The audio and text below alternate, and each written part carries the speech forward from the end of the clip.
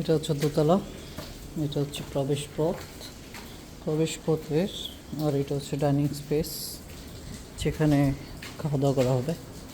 Dining স্পেসের উপরে fan অথবা লাইটিংয়ের জন্য হুক দেওয়া আছে। প্রথমেই যা কমন রুমে এই যে ঢুকবে, তো এটা হচ্ছে মাস্টার বেড, যেটা এখানে আরও এক্সটেনশন করা হবে, বারান্দাটা একটু বাড়ানো হবে, এই জন্য ভাঙানো হয়েছে। এটা হচ্ছে পুরো বেডরুম এবং এটা হচ্ছে ওয়াশরুম।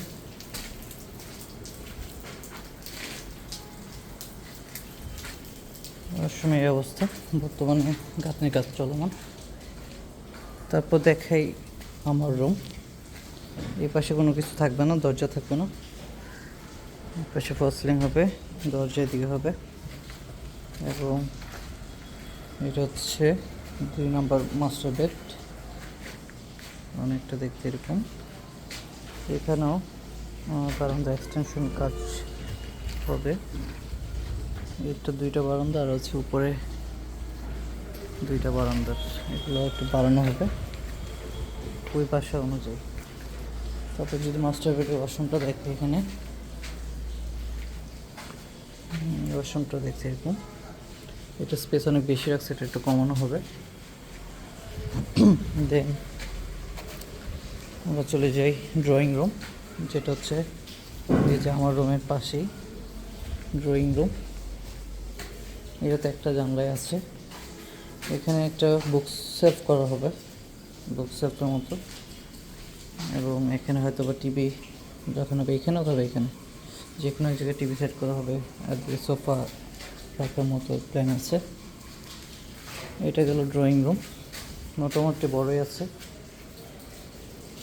তারপর চলে যাই ইভার রুমে। তো এটা একটা মাস্টার বেড, এটা স্কোয়ার শেপের রুম, মোটামুটি বড় আছে। এটার ওয়াশরুমটা হচ্ছে এটা,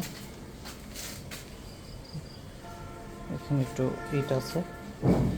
তো সাথে একটা বারান্দা আছে, ছোট পরিসরে 2-3 জন আরামসে বসতে পারবে এবং উত্তর দিকের প্রকৃতি দেখতে পারবে। এবং আমাদের এখানে রাস্তা আছে, রাস্তা দেখতে পারবে।